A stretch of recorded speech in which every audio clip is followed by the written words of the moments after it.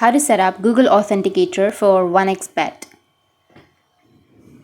So if you want to set up Google Authenticator for 1xBet, then what you need to do is first you need to open up your Google Authenticator. After opening your Authenticator, now you just need to simply make sure that you're on your correct account. Once you're on your account, now you need to go with plus, which is on the bottom right, and after that you need to go with enter a setup key.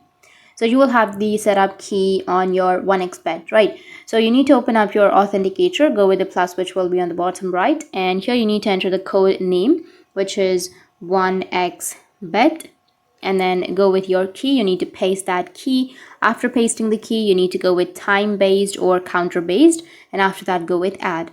Once you tap on add, then your Google Authenticator will be set for 1xBet and you will receive some codes.